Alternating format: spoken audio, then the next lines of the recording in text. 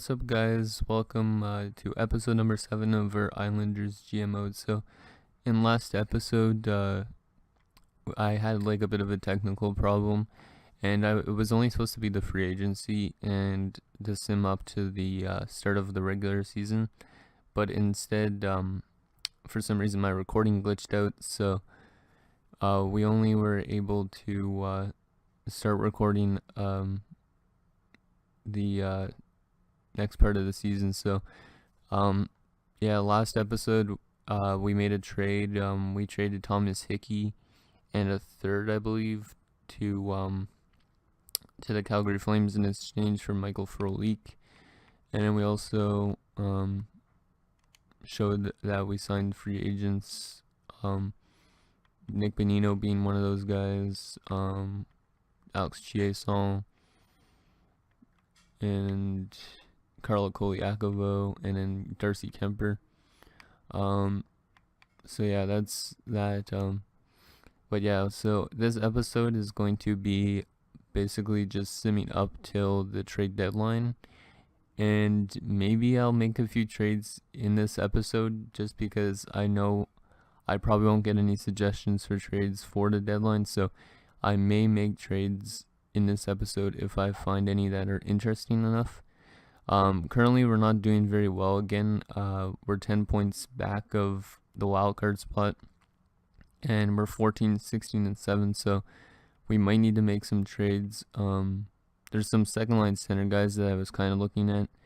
Not looking at, but I was looking at on Google and seeing who is a second line center currently.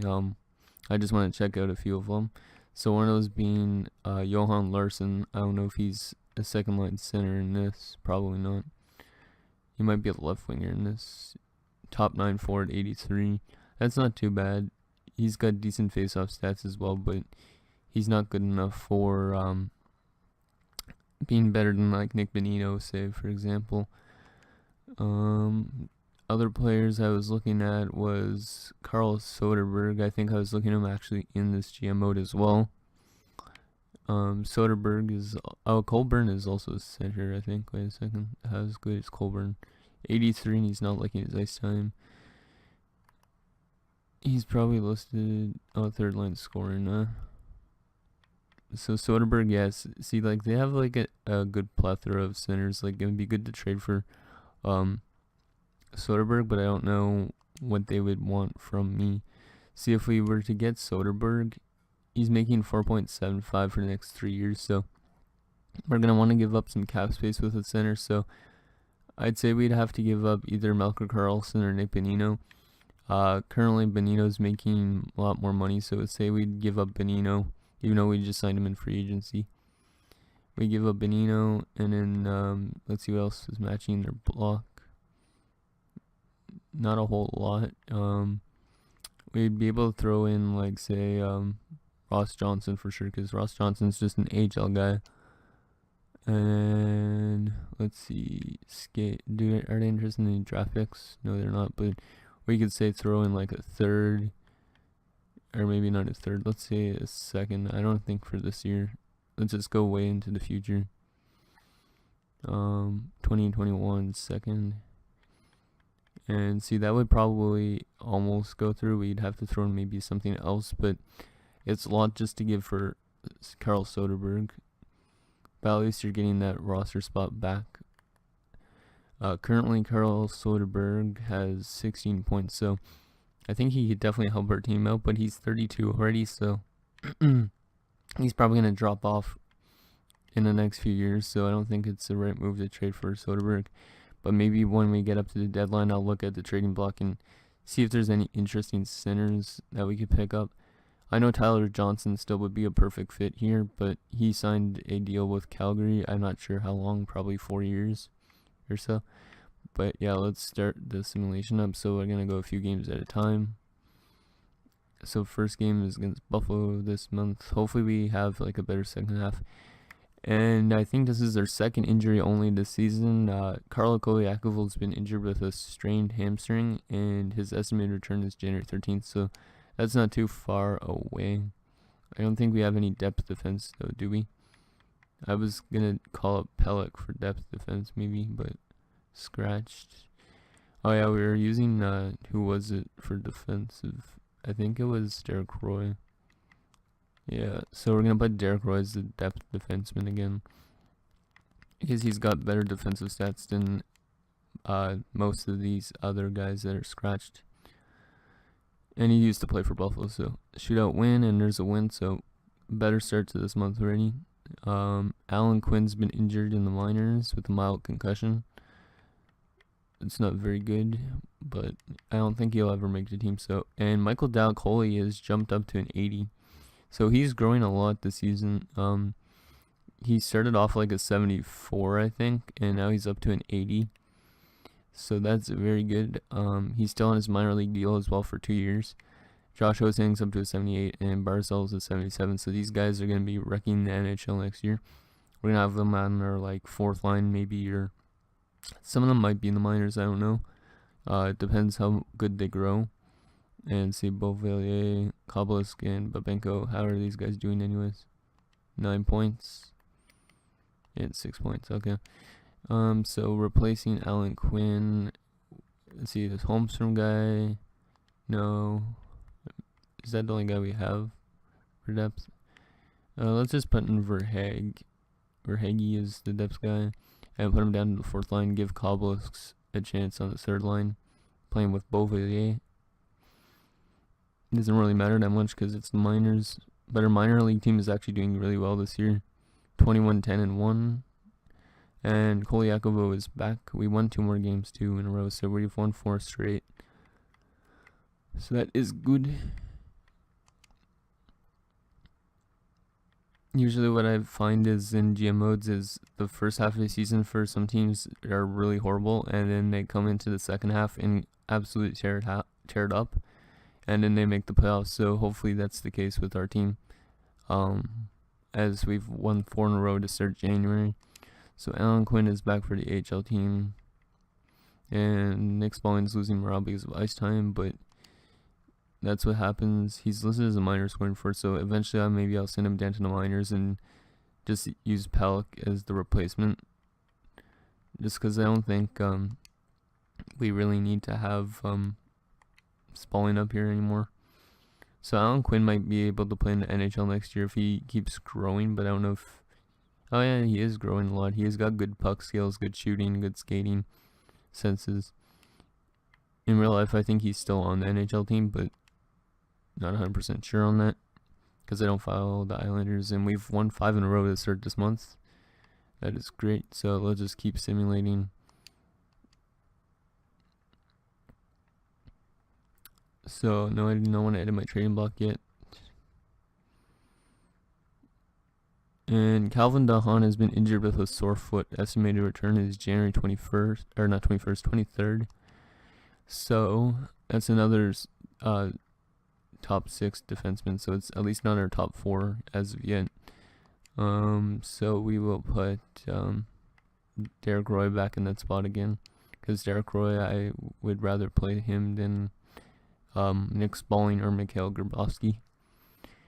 And there's another win, so we've won 6 in a row, and now our top 4 has been injured, as Ryan Pulock has been injured with an injured shoulder. Estimated return is January 18th, so at least it's not too long term. So I guess we'll put in Spalling on this part, just because I don't want to give Grabowski the ice time, because Grabowski, he's gonna be retiring after this year, and he's gonna probably get even more pissed if I play him for a game and then scratch him. So Nick Spalling on defense as well. Yeah, that's good. Don't know how that's gonna work out, but and there's our first loss in the month, 5-0 against the Edmonton Oilers. Scout. Let's see. Let's send our scout out to where have we not scouted? Let's go to Russia for forwards for a month, because Russia has a lot of forwards. And there's an overtime loss against Anaheim, so there's still a point, and Pulock is back.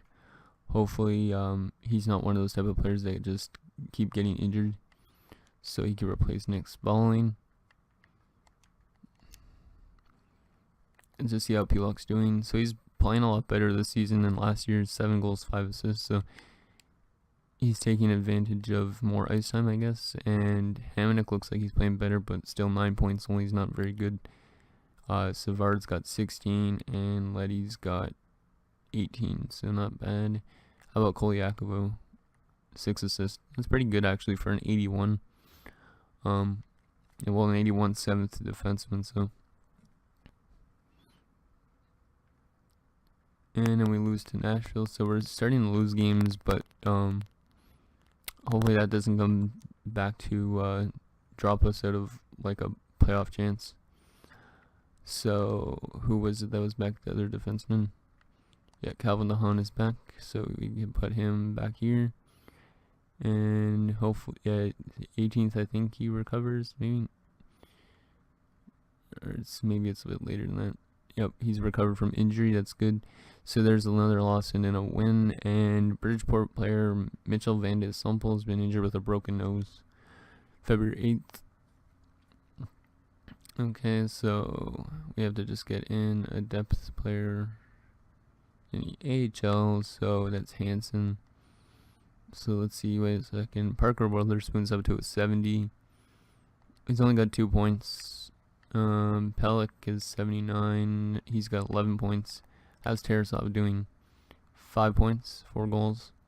He hasn't grown much, so he might be a bit of a bust, but we'll see how he is after year 1, like when we see our progress reports and stuff like that. So I don't know if he'll ever make the team because of his low 60. Like, he might drop in potential to the 7th defenseman, for all we know. There's another shootout loss against the San Jose Sharks and a win over Carolina, so let's assimilate to the end of this month. See if there's been any trades around the league. I don't know if there have been any yet, but the trade deadline's kind of close, so there might be some deals, like small deals, nothing huge. There's a loss to Florida. So at the end of January, we are currently 22, 20, and 9, and we're like 8 points back now of that last wildcard spot, so we have to keep stepping it up a bit. So let's see, has there been any trades around the league? So yeah, there's been only one trade. Columbus getting Mark Letestu, like they used to have Mark Letestu a few years ago. They traded him Patrick Bajkov and Oscar Dansk.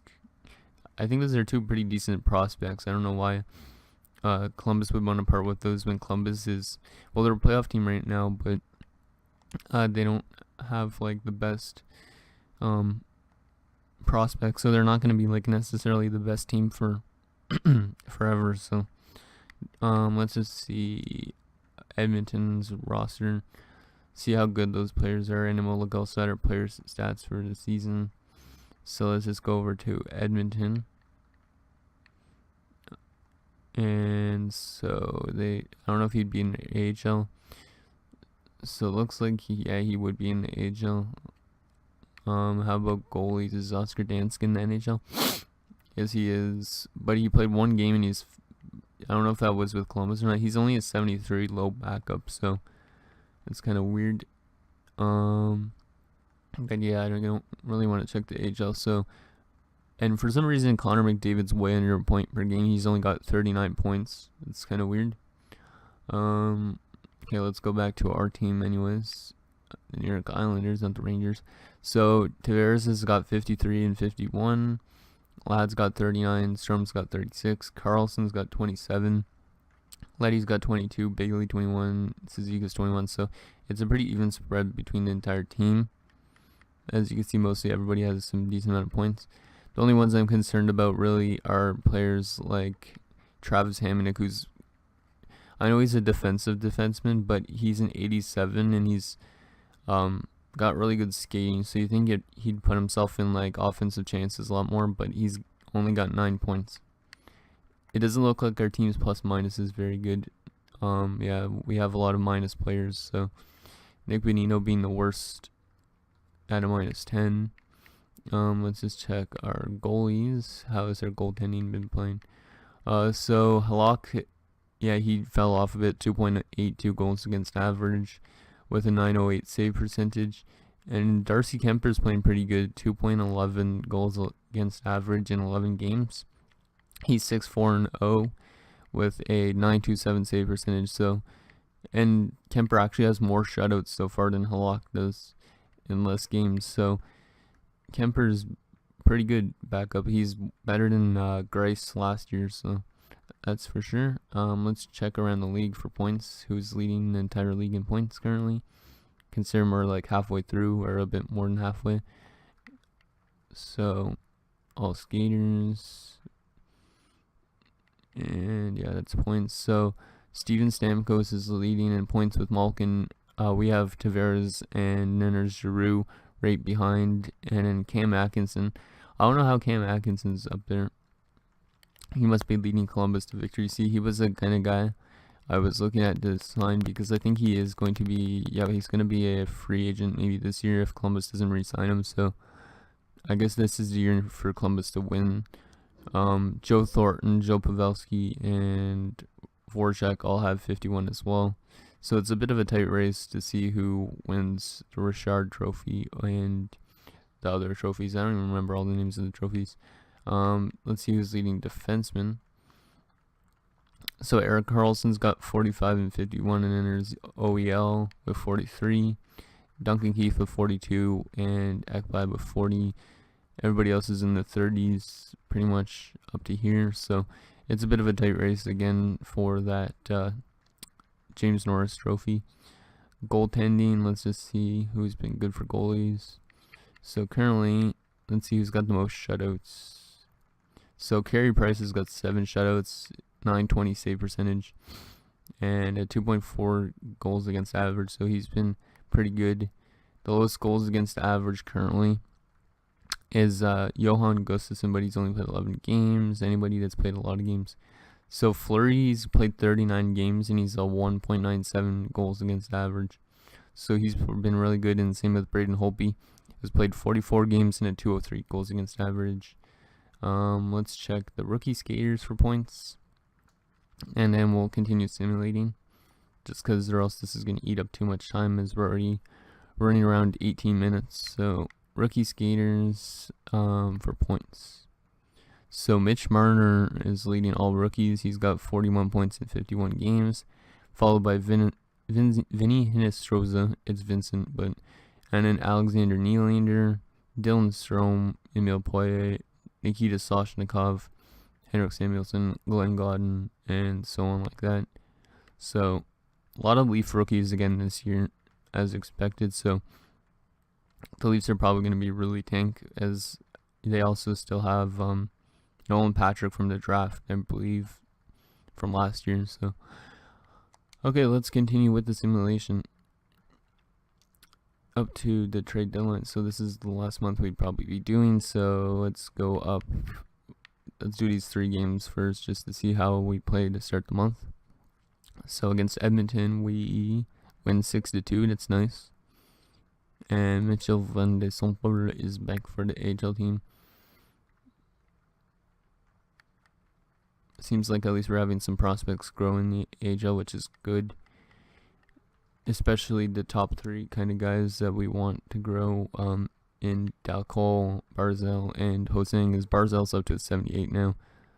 Like, this line is going to be crazy good when I come to the NHL. Like, Hosang's a bit older, but Barzal and Dalcoli both are like elites, and they're both only 20 and 21, so that's going to be nice once they join the club. Okay, game against New Jersey, 2-1 loss, and a game against Detroit, 5-4 shootout loss. So yeah, we still probably have to make a trade at this deadline, I think, or I'll look for a trade. I might make a trade on the trade deadline in this episode if I find somebody, just because I would like to change our team up maybe a bit so we make the playoffs. It's an honor to be wearing C for this organization. You have always been captain. I don't know, I think it's probably because I went best lines on sometime. It automatically made him captain again for some reason, but let's go demanding, because I think he liked demanding. Yep, that's good. look like we have a few leaders on the team as well. So Andrew Ladd, I think, was one of those guys. So it'd be hard to move like guys like that are leaders in the locker room, because that holds your team together pretty much. So edit scouting assignment. Let's see. Where's a good place to scout? So yeah, let's go to Finland and let's go defenseman this time for a month. See if there's anything like Ulevi. So there's a 5-1 win over the Canucks. That's nice. Overtime win against Dallas. And overtime win against Tampa. So it looks like we're having a better second half, but we're still needing to win a lot more games to probably push into these playoffs. There's another win against our divisional rivals, the Rangers, and another win against the Rangers. So there's 5 straight wins and then a loss to Tampa Bay. So yeah, maybe we have a chance of getting into these playoffs still. I don't know. And Ladd's thrilled with his ice time. Does he like demanding? Yes, he does. It seems like the leaders do. So as I was just saying, the leaders, yeah, see we have Halak, who's a leader who could go to free agency this year and we could find a new starter. Calvin DeHaan is the leader, which is kind of surprising because he's only 26. Well, John Tavares is a bit older, I guess, too. So Tavares is a leader and he's a 95 now. Andrew Ladd's an 88 now, too, and he's the leader. And Hamnick is presence. Everybody else is neutral, I believe. Yep, nobody's anguished, which is good, or disgruntled. So yeah, let's finish this month off to the trade deadline. Well, the day before the trade deadline. And then we'll put it on the actual trade deadline day. Just because I don't want to by accident oversim. So, game against Philadelphia is another loss. And game against Ottawa is a win. So, we're 29, 23, and 10 here at the trade deadline. Let's put it on the trade deadline. So, let's see what's available around the league. We are currently back in the chance to get into the playoffs, as we're only 4 points behind the Philadelphia Flyers, who have that last wild card spot. And actually, it's a really tight race in our division. We're only 10 points back of first place in our division, which is the Columbus Blue Jackets. So we still have a chance of making it into the playoffs this year if we continue the way we've been playing the last month and a half or so. So let's just save this quickly just so I don't lose that. Okay, so let's see what's available on the trading block around the NHL. And we'll also see if there's been any trades yet. Again, browse trading blocks. So there's Kopaka still, Datsuk, who's gonna be retiring pretty much anyways. That would be funny just to trade for Datsuk, because he's an 89. He's a second line forward, like what we need, and he's only got 1 year left on his deal. Like, have him behind John Tavares, like, as their second line center only for this year, just to help propel us into the playoffs. But he's got like a bit too much trade value. Like, we could just give up Melker Karlsson and something like that, but I don't know if it's worth it. You guys could let me know with that. But maybe I'll find somebody else. Zdeno Chara is gonna be retiring after this year. We don't really need him. Evander Kane, as a left winger, we don't really need left wingers. I don't think. We might, but I don't know if I'd want to trade for Evander Kane. He's usually a cancer in the locker room. So Nick Schultz for some depth defense, and same with Victor Bartley. Dennis Seidenberg, we could have signed him like in real life, but I don't think I need to. He's got 2 years left, so no thanks. Not at that age. This rookie from medium top 9 forward, Cody McLeod and Blake Como, so some bottom 6 kind of guys. Jake Kreisky, it's a pretty good prospect, well, decent prospect. And Jay Scott, Martin Nett, high HL top 2 defenseman, so he might make the NHL, that guy, but not sure. Mike Green, offensive defenseman, 85. Yannick Weber for some depth. Maybe we could pick him up. Eric Tangrady, Edmonton picks.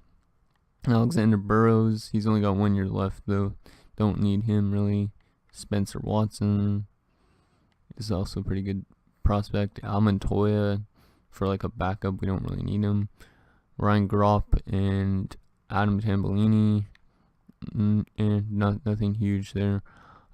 Anthony Boteto, that's another depth defenseman, and Daniel Sedin. Daniel Sedin's got 1 year left, but I'm not making this like a 2BC GM mode. So Ryan Clow, he would be a bottom 6 guy, but he's only 80, so not very good. Philip Chlapik, another good prospect. Oscar Lindblom, I think. Michael Neuwirth, 84. He's also listed as a starter, I think. Oh, he's listed as a backup. He could be a better backup than, like, say, Darcy Kemper, but I don't know if he's going to stay that way. So currently I'd like to keep Kemper, I think, over him. Still Matt Murray's on the trading block. He's got a lot of trade value, though. Balsers, don't know him. Connor Bleakley. He could be in the NHL next year as well. He wouldn't be that bad, but we don't really need any more centers. Radish still on there. Wait, what's his overall now? 71, not bad. William Nylander's on the trading block, so I don't know if you guys want me to go after William Nylander, but he's a low elite, 80 overall. He hasn't grown really anything. I guess the Leafs aren't playing him as well as they should, but there's William Nylander. Yannick Hansen, 1 year left on his deal, right wing grinder, bottom 6 kind of guy. Justin Williams, also 1 year left on his deal, 84. He's listed as a third line scoring forward. So, wait, does he have good faceoff stats? No, he does not. Okay, so yeah, he wouldn't be the best player to bring in. He doesn't have actually good defensive stats in general. Olofsson, low bottom 6 forward, and Andre Pavlik and Connor Hellbuck. They must have drafted another goalie, because I don't see why they want to give up Connor Hellbuck. I can see why they give up Pavlik, but so it'd be interesting to trade for Connor Hellbuck as like a future starting goalie, but I don't think we really need him that much. And there's Andre Pavlik, who could be a good backup because he's actually listed as a backup goalie, but 1 year left actually at 1.625. That's a pretty good deal for an 84 goalie. But yeah, so that's the trading block. Let's just check if there's been any more trades, and then I might make a trade. I will look and see if I could find somebody to trade for. So let's go to, where was I gonna go to? Oh yeah, see if there's any trades. Sorry guys, it's a bit early in the morning. It's only like 9:30. I'm usually up at this time, but I'm usually pretty tired because working late and stuff like that. And there's been a lot more trades actually, guys. So some more like little stories. Jason Pominville's been traded to the San Jose Sharks in exchange for a prospect, Neen, and then Christian Heljenko, I think his name is, and Vartalainen, or Vartiainen, or I don't even know how to pronounce it. Philadelphia got James Neal and a third in exchange for a first-round pick, Pascal LaBerge, and S. Matthews. So Nashville picking up some prospects and a good pick in exchange for James Neal and a third. So that's a pretty good trade there. And yeah, that's good for there. Any waiver claims or declarations? No. Okay. NHL team call up? No. Okay. So, let's also go back to trade and approve, just because it doesn't show all the players that they're willing to trade at the deadline on the trading block. So we're going to go to where is it, skaters matching block, I think, and then it'll show most of the ones that they're trading. So Anaheim,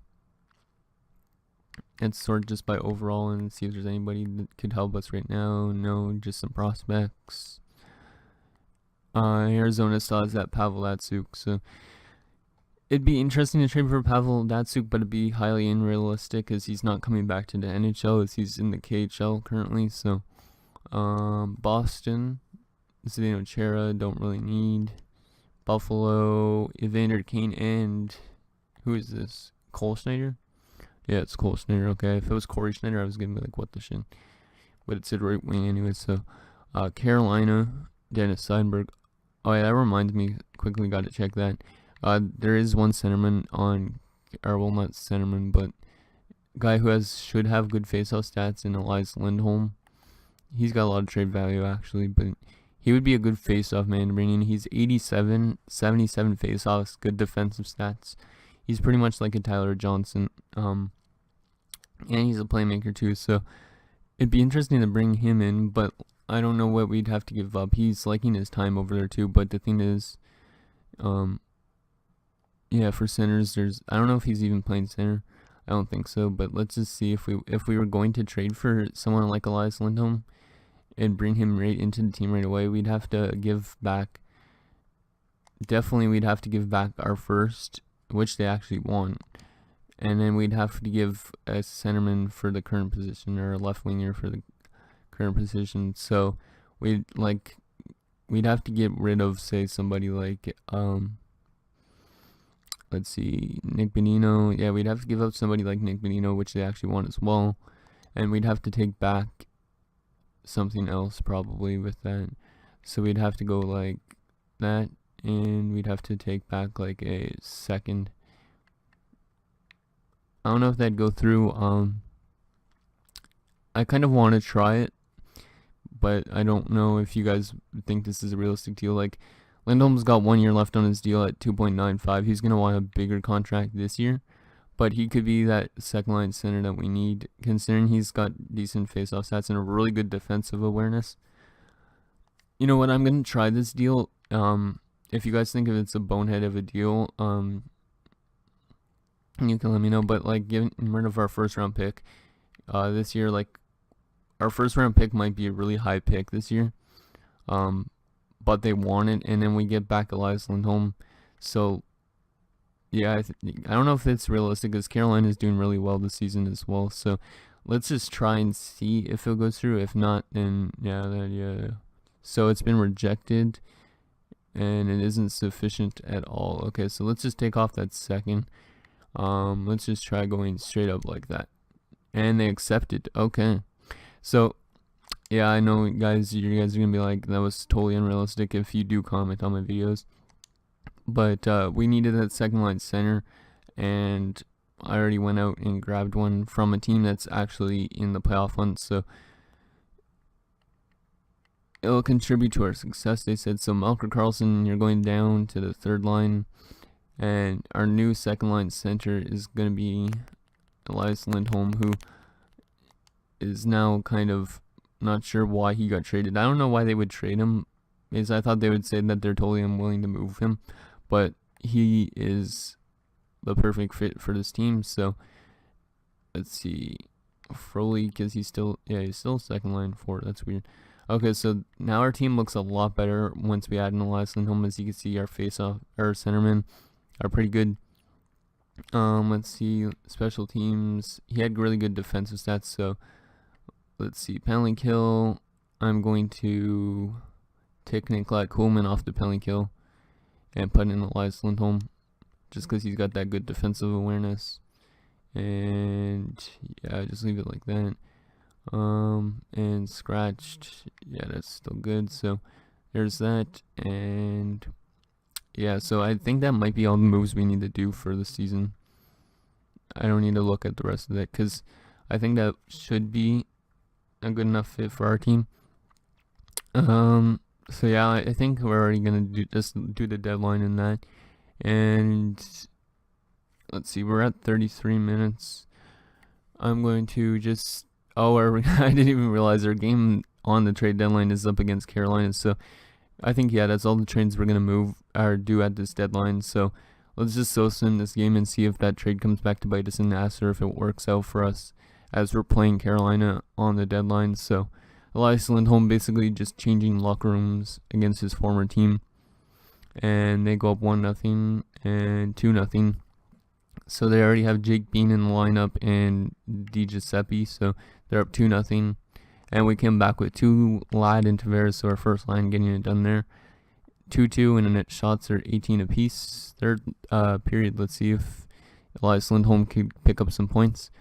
We could also put him on the power play, that'd be nice. Shane Prince and Zizekas, that's 4 straight goals. Yes, boys. So I think that should be good. Yep, we had 2 more as well, Malcolm Karlsson and Josh Bailey. So a great 6-2 win on the trade deadline. Let's see, did we put up any points? No, we did not, but still a pretty good game. Obviously, 6-2 win, 3 stars of the game. Michael Froley picking up 3 assists. on that second line. So even though he was playing with Elias Lindholm didn't put any points up. Ladd had 2 points and Carlson had 2 points. So that's going to do it, guys, for this episode. In the next episode, we will we'll sim the rest of the season, and then the next episode after that, if we make the playoffs, we'll trade for the won't trade for those. We'll do the playoffs, and yeah. So one thing just to end on right here, just got to do some player morale because of that trade. So Andrew Ladd, he's been proud of the team. He likes demanding usually, so that's good. Michael Frolik didn't like that we traded Panino, so that's good. Demanding, he liked it. And let's see, Elias Lindholm, does he like demanding? Yes, he does. Nice. So Elias Lindholm is ready to go on our second line. Hopefully he doesn't become a first line forward, because I don't know if I'll be able to give him the ice time unless I put him on the right wing. So anyways, guys, I think that's going to do it for this episode. Just one sec.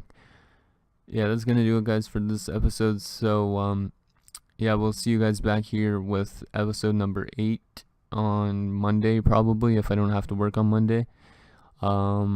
With when we play the Buffalo Sabres and simulate the rest of the regular season. So thanks, guys, for watching, and we'll see you in the next video. Bye.